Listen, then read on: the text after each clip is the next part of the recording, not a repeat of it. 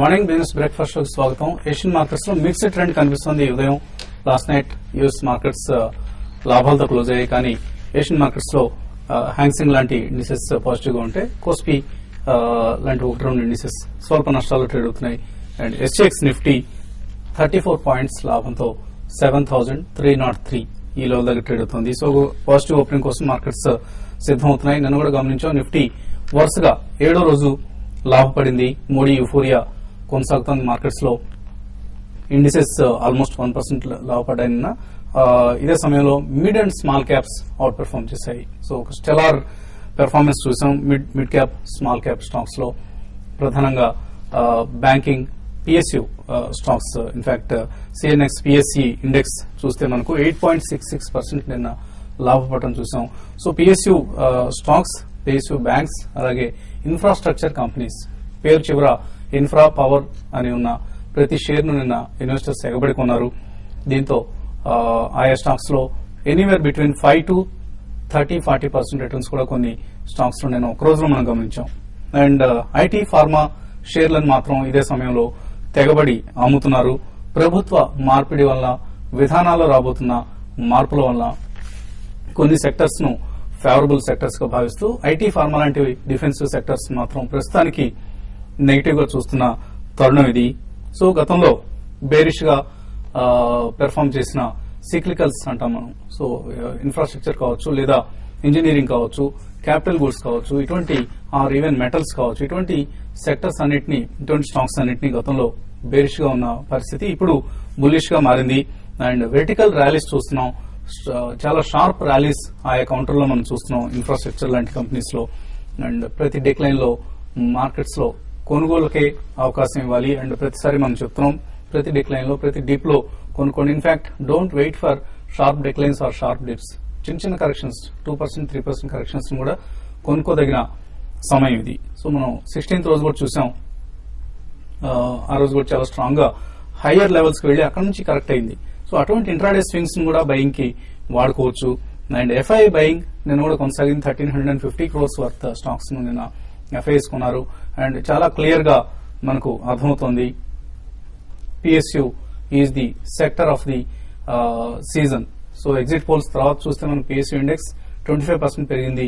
ఫిబ్రవరి end నుంచి చూస్తే 60% పెరిగింది. బిఎస్సి పిఎస్యు ఇండెక్స్ కావచ్చు, లేదా సిఎన్ఎక్స్ పిఎస్సి ఇండెక్స్ కావచ్చు. సో చాలా చాలా స్ట్రాంగ్ గా ఉన్న సమయం ఇది మార్కెట్స్. రిజల్ట్ సీజన్ కొనసాగుతుంది. పుంజులాయిడ్, కోల్టేపాటి లాంటి మిడ్ క్యాప్ కంపెనీస్ రిజల్ట్స్ ఈ రోజు వెలువడబోతున్నాయి. అండ్ ఎక్కువ మంది ఇప్పుడు రిటైల్ ఇన్వెస్టర్స్ లో ఒక సందేహం, ఈ సమయంలో అయినా సరే ఎంటర్ కావచ్చా మార్కెట్స్ లో? ఇప్పటిదాకా లెఫ్ట్ అవుట్ ఫీలింగ్ లో ఉన్న ఇన్వెస్టర్స్ ను ప్రధానంగా వేధిస్తున్న సమస్య ఇది. అంటే ఇక్కడైనా కొనుక్కోవచ్చా, లేదా ఇక్కడ ఒక క్యాప్ ఏర్పడిపోతుంది. మేబీ కొంతమంది, కొన్ని బ్రోకింగ్ సంస్థలు చెప్తున్నట్లుగా 26,000, 27,000 తో ఒక క్యాప్ ఏర్పడుతుంది. అక్కడ నుంచి మార్కెట్స్ అంతగా పెరగకపోవచ్చు అన్న సందేహాలు ఉన్నాయి. సో వీళ్ళందరికీ ఒకటే సమాధానం, మార్కెట్స్ లో ఎప్పుడూ ఆపర్చునిటీస్ ఉంటూనే ఉంటాయి. మేబీ లాంగ్ టర్మ్ అవుట్లుక్ తో ఇన్వెస్ట్ చేస్తే ఎప్పుడు ఎటువంటి ప్రాబ్లం ఉండదు. అండ్ నిన్న ఒక టెక్నికల్ అనలిస్ట్ తో కూర్చొని చార్ట్లు చూస్తున్నాం. ఒక లాంగ్ టర్మ్ బులిష్ బ్రేక్అవుట్ వచ్చింది ఇండిసెస్ లో. చాలా చాలా బులిష్ బ్రేక్అవుట్ అంటున్నారు ఆయన. మేబీ రాబోయే రోజుల్లో 39,337 ఈ లెవెల్ కి సెన్సెక్స్ చేరినా కూడా ఆశ్చర్యం లేదు. మేబీ ఏదో ఒక రోజులోనో, ఒక నెలలోనో, లేదా ఒక సంవత్సరంలో జరగకపోవచ్చు. బహుశా నెక్స్ట్ 18 to 24 months లో 39,337 ఇటువంటి లెవెల్స్ కూడా మనం చూడబోతున్నాం. చాలా స్ట్రాంగ్ గా ఉన్నాయి చార్ట్స్ అని చెప్తున్నారు. ఆయన 1992 నుంచి చార్ట్స్ విశ్లేషిస్తూ వచ్చారు. అండ్ నెక్స్ట్ 5 years లో ఆయన ఇచ్చిన టార్గెట్ 58,000 సెన్సెక్స్ కి సంబంధించి.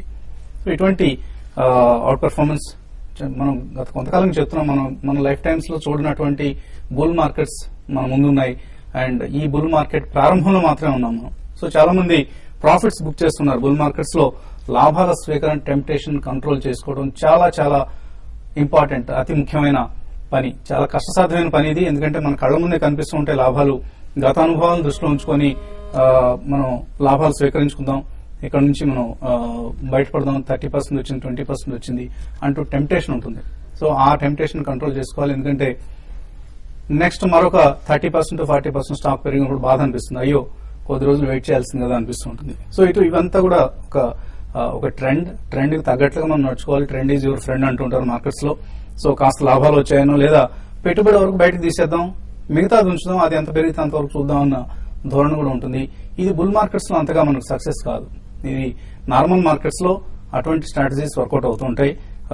బుల్ మార్కెట్స్ లో ఇటువంటి చర్యల వలన కొంచెం బాధే మిగులుతుంది. 2008లో మనం ఫర్ ఇన్స్టెన్స్ 21,000 సెన్సెక్స్ దగ్గర స్టాక్స్ కొని ఉంటే 10% ఇన్ఫ్లేషన్ దృష్టిలో ఉంచుకొని రిటర్న్స్ బేరీజ్ వేస్తే ఇప్పటికీ ఇంకా నష్టమే ఉంది ఈ లెవెల్ దగ్గర కూడా, సెన్సెక్స్ ప్రస్తుత లెవెల్ దగ్గర కూడా. సో ఇటువంటి ఇన్స్టిట్యూషనల్ ఇన్వెస్టర్స్ పార్టిసిపేషన్ చాలా అగ్రెసివ్ ఉన్న సమయంలో కొంచెం పేషెంట్ గా వెయిట్ చేయండి. There are definitely going to be better times ahead. Markets are going to give decent returns, strong returns in the next 2 to 3 years. ఇక మార్కెట్స్ పరిస్థితిపై అనలిస్ట్ ఏమన్నారో తెలుసుకునే ప్రయత్నం చేద్దాం.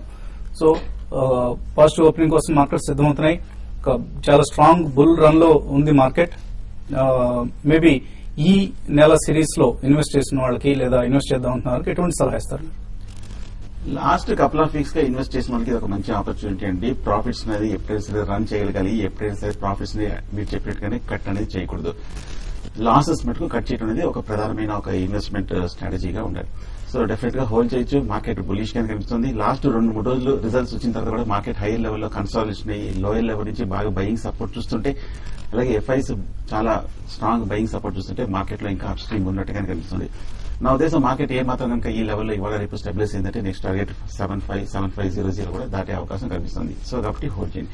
కాకపోతే కొంచెం వీక్లీ చార్ట్ లో ఓవర్ బాట్ లో ఉంది కాబట్టి ఈ కరెక్షన్ తర్వాత అంటే టాప్ ఎక్కడ వస్తుందో ఎగ్జాక్ట్ గా చెప్పలేము. ఎందుకంటే ఇది న్యూ హైస్, న్యూ టెరిటరీ కాబట్టి ప్రీవియస్ హిస్టరీ లేదు కాబట్టి 75 దగ్గర రెసిస్టెన్స్ ఉందా, 76 దగ్గర ఉన్నదా అనేది మనం ఎగ్జాక్ట్ గా చెప్పలేము.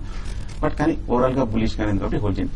ఇక షార్ట్ టర్మ్ ఫ్యూచర్స్ లో ట్రేడర్స్ సంబంధించిన వరకు చూస్తే కనుక 7300 దగ్గర లాస్ట్ 2 డేస్ గా ఒక రెసిస్టెన్స్ అనేది ఏర్పడింది. అలాగే 7200 దగ్గర లాస్ట్ 2 రోజులుగా ఒక స్ట్రాంగ్ సపోర్ట్ అనేది ఏర్పడింది.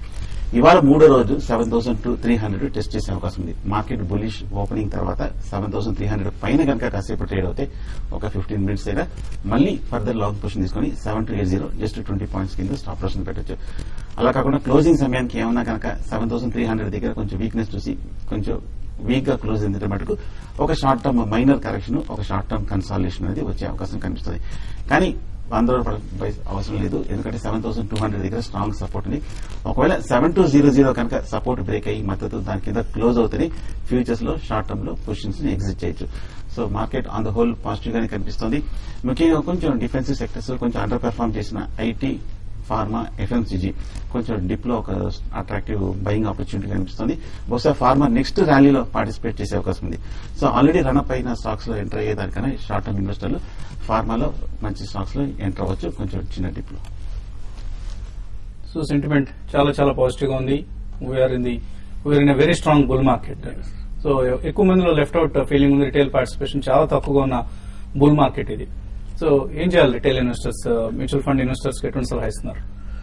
మీరు అన్నట్టుగా యాక్షన్ ఓరియంటెడ్ అండి. I think you have to get in to the market for next 2 to 3 years. Otherwise you will always sidelines ఉండేసరికి మీకు ఏంటంటే మీరు అన్నట్టుగా కనపడుతున్నాయి రిటర్న్స్, కానీ ఎంటర్ కాకపోతే యాక్షన్ లేకుంటే మాత్రం యాక్షన్ తీసుకోకపోతే ఏం ఉండదు. కానీ ఎగ్జిస్టింగ్ ఇన్వెస్టర్స్ కి ఏదైతే ఉండవో కొన్ని సెక్టరల్ ఫండ్స్ తీసుకోండి. ఐ థింక్ ఐటీ సెక్టర్ కానివ్వండి, టెక్నాలజీ సెక్టర్ కానీ ఇటువంటి ఫండ్స్ లో నుండి ఎగ్జిట్ అయిపోయి డైవర్సిఫైడ్ మల్టీ క్యాప్ ఫండ్స్ కానివ్వండి or mid and small cap funds కానీ ఎంటర్ అవుతే బాగుంటుంది. సో ఎందుకంటే టెక్నాలజీ సెక్టర్ అయితే లాస్ట్ 2 to 3 years ప్రాబ్లీ కొన్ని ఇన్వెస్ట్ చేశారు. You can book profits here ఎందుకంటే స్మాల్ కార్పస్ మంచి రిటర్న్స్ వచ్చినాయి. So move from mid cap to small cap funds are diversified funds move చేస్తే బాగుంటుంది. ఎందుకంటే ఇది ఒక మంచి చేంజ్ ఇన్ గవర్నమెంట్ ఏదైతే ఎక్స్పెక్టేషన్స్ ఉన్నాయో మోడీ మీద. I think you should look at it. ఒక కంపారిజన్ చేసుకుంటే మాత్రం ఎప్పుడైనా ఒక కంపెనీలో change in management, top leadership మారినప్పుడు ఒక నెక్స్ట్ 2 to 3 years మంచి పరిణామాలు, మంచి రిజల్ట్స్ వచ్చిన ఎగ్జాంపుల్స్ ఉన్నాయి. యాక్సిస్ బ్యాంక్ కానివ్వండి ఆర్ ఇండస్ ఇండ్ బ్యాంక్ కానివ్వండి ఆర్ చాలా టీసీఎస్ కానివ్వండి. ఎప్పుడైతే టాప్ మేనేజ్మెంట్ చేంజ్ అవుతుందో ఒక new direction, new policies, new strategies తోటి ముందుకెళ్ళడం ఉంటుంది. సో అదే మాదిరిగా ఈ గవర్నమెంట్ కూడా బీజేపీ గవర్నమెంట్ ఏదైతే వచ్చిందో I think probably existing projects complete చేయడం కానివ్వండి ఆర్ న్యూ డైరెక్షన్స్ కానివ్వండి, ఒక జీడీపీ నంబర్స్ కానివ్వండి. కరెంట్లీగా probably we are around 4.8%, next year 5.5%, ఆ తర్వాత 6.5% టార్గెట్ ఉంది. సో ఈ పాజిటివ్ పరిణామాలతో ఏంటంటే మార్కెట్స్ తప్పకుండా you know it will touch new highs. మీరు అన్నట్టుగా టెక్నికల్ గా కానివ్వండి, ఇఫ్ నాట్ 39,000 or 40,000 కానివ్వండి, but you are going to get good returns. So investors కూడా ఎవరైతే సైడ్ లైన్స్ లో ఉన్నారో, ఇన్వెస్ట్ చేయకుండా భయపడుతున్నారో, టేక్ proactive action oriented గా దిగి I think you can make good return, decent returns in next 3 to 4 years. So corrections ని, declines ని బయింగ్ ఆపర్చునిటీగా వాడుకోండి. కరెక్షన్ వచ్చినప్పుడు ఇంకా తగ్గాలి మార్కెట్స్ అన్న ఆలోచన విడిచిపెట్టి 3-4 దఫాలుగా ఇన్వెస్ట్ చేయండి, లేదా వీలైతే నెల ఎస్ఐపి పద్ధతిలో ఇన్వెస్ట్ చేస్తూ ఉండండి.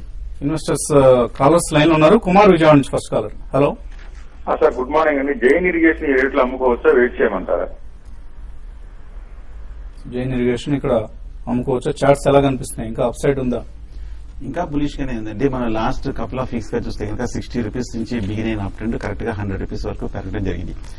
ఓవరాల్ గా స్టాక్ బులిష్ గానే ఉంది. కాకపోతే 100 రూపీస్ దగ్గర చూస్తే కనుక సైకలాజికల్ మేజర్ రెసిస్టెన్స్ కొంచెం కనిపిస్తోంది. అలాగే టెక్నికల్ గా కొంచెం ఓవర్ బాట్ పొజిషన్ ఉంది. ఒకవేళ మీరు షార్ట్ టర్మ్ అయితే కనుక, అంటే జస్ట్ ఒక కపుల్ ఆఫ్ వీక్స్ పర్పస్ కోసం అయితే కనుక closer to 100 rupees current rate లో ప్రాఫిట్ బుక్ చేయొచ్చు. లాంగ్ టర్మ్ అయితే హోల్డ్ చేయొచ్చు. మీరు ఎక్కడ ఎంటర్ అయ్యారో చెప్పలేదండి. ఎంతవరకు మీకు క్యాపిటల్ ఎప్రిసియేషన్ వచ్చింది అనేది కూడా ఇంపార్టెంట్ ఇక్కడ. మేబీ మీరు బాగా లోవర్ లెవెల్స్ ఇన్వెస్ట్ చేస్తుంటే ఇక్కడ కొద్దిగా ప్రాఫిట్ బుక్ చేసుకోండి. Otherwise stay invested, hold Jain irrigation. మరిన్ని కాల్స్ తీసుకోబోయే ముందు కాసేపు ప్రకటనలు.